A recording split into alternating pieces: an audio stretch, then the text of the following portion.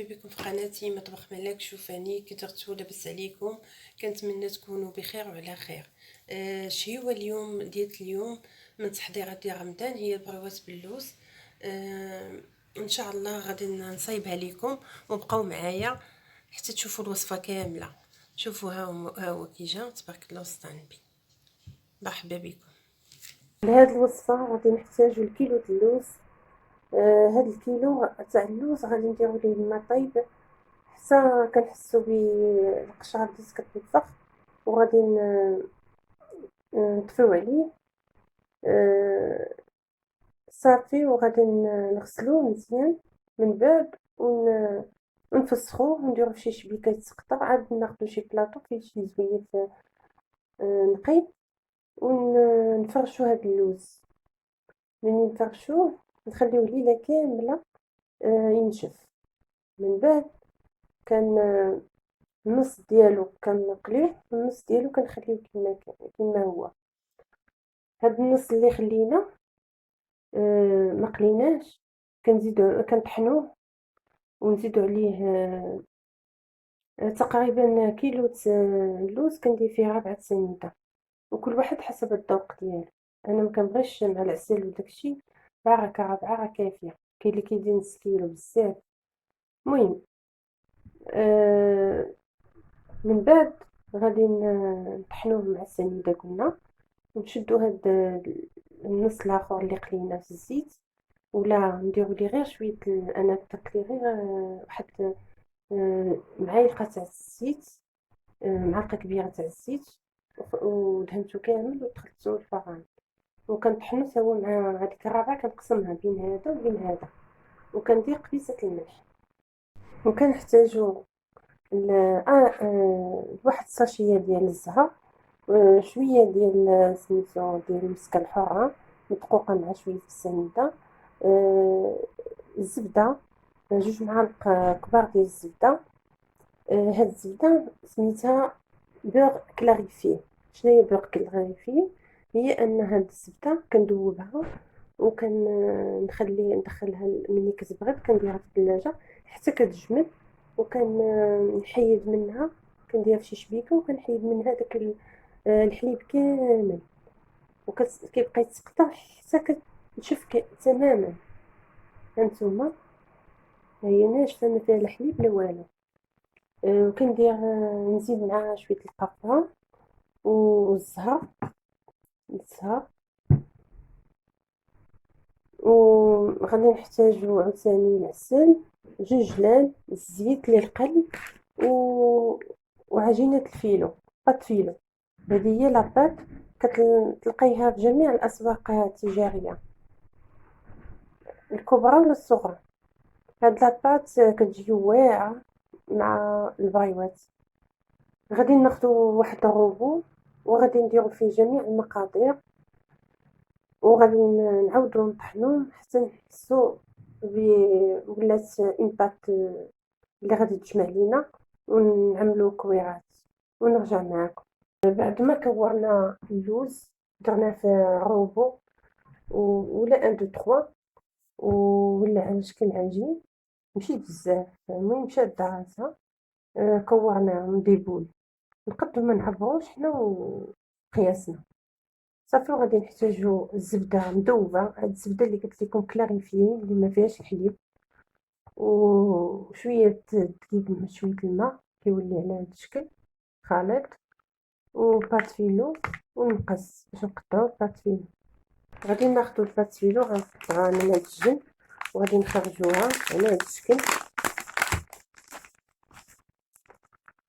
غادي نلقاو فيها واحد البلاستيكه، وغادي نحلوها مزيان من هاد البلاستيكه، وغنفرشوها لها. كتكون على هاد الشكل، نوريكم كيفاش كتكون.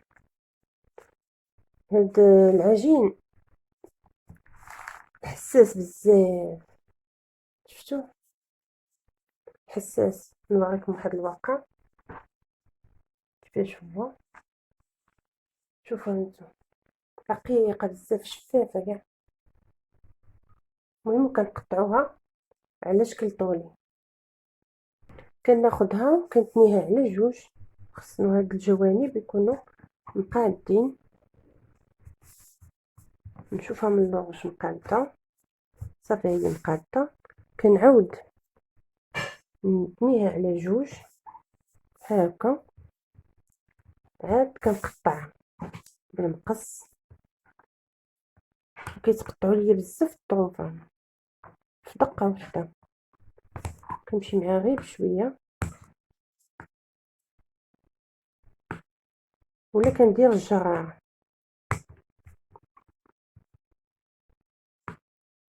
وكنكمل صافي. وكنحصلو على اشرطه بحال هكا شفافه، كنقولوا تري سونسيبل. صافي غادي نبداو الخدمه. في هاد الاشرطه كنرجعهم، كندير واحد البلاطو فيه واحد الثوب وكنحطهم فيه،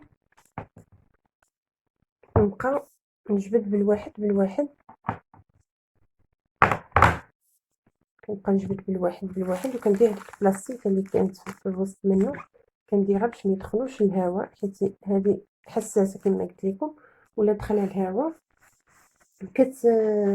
كتنشف وصافي كتبدا تهرس صافي. وكنحتفظوا بها، ومازال نقدروا نغطيوها بشي زيت اخر غليظ باش ما يدخلش الهواء ونبداو نخدموا.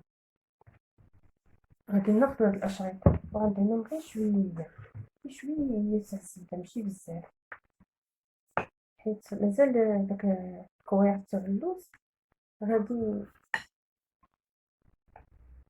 غادي تلقاو فيهم.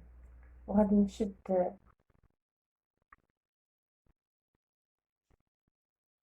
الكويره نتمغادى بها، وانا كنجمع ونهبط شويه باش القنات كلهم يعمروا. وكنجمع هاد القنيتات باش يكونوا مسدودين. نمشي هذا، وفي الاخر غادي ندير العجين اللي صايبت وعاد نلوي، حيت هاد العجين ما نقدرش نخشي فيها هاد حيت دغيا هي تري سونسيبل.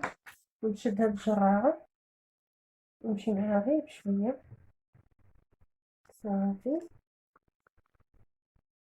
نحصلو على نحيدو كاع هذوك الشوائب، نحصلو على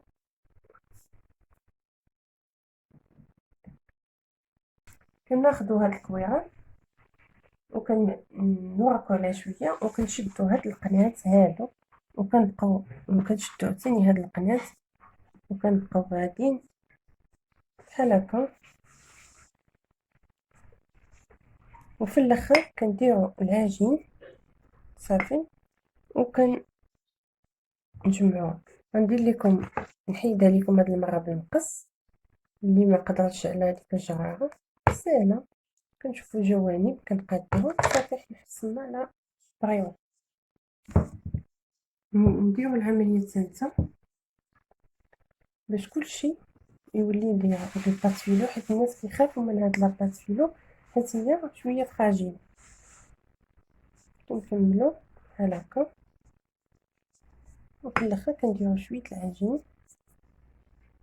صافي. وكندير هكا، واللي بقى لينا كنحيدوه بالمقص. ساهله ماهله.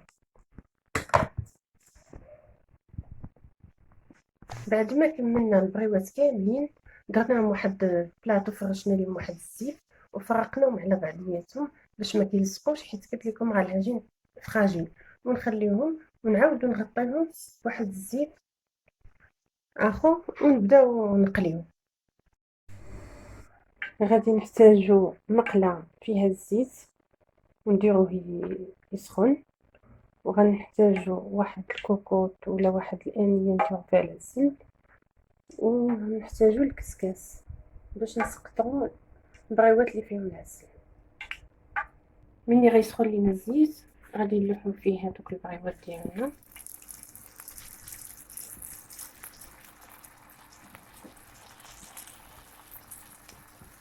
راهم كينشفوا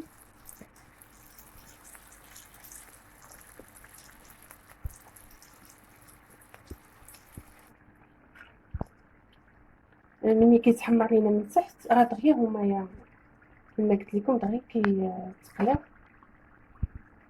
كنقلبوه ملي كيتحمر من تحت كنقلبوه من الفوق صافي، وكنخليوه حتى يدار. كنسقطوه في هاد الشبيكه، عاد كنديرو في العسل باش الزيت ما يهبطش لينا العسل مخصورين. المهم من بعد غادي نقول لكم على الطريقه ديال العسل. ها هما دغيا تقلاو لينا، نديرو في هاد الشبيكه تيتسقط لينا الزيت وهما باقيين سخان، ونديرهم في العسل.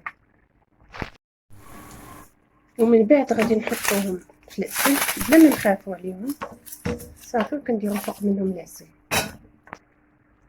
صافي. من بعد ما نحس بالمقله الثانيه راه تقلاو ليا البغيوات الثانيين، كنحيد هذا ونديرو في الكسكاس صافي، وخليهم يتسقطوا. بعد ما قلينا البغيوات ودرناهم في العسل، ها هما يحصلنا عليهم بحال هذا الشكل. تبارك الله جاو غزالين ومقرمشين. سمعوا شفتوا؟ ما غاديش نديرو ليهم لا جنجلان دابا، لا لوز افيلي لا لوز كونكاسي، حتى مني نستفوهم في البواطه عاد كندردروا عليهم هذاك الشيء. وبقاو معايا ان شاء الله، غادي ندير لكم التحضيرات كامله ديال رمضان، والسلام عليكم.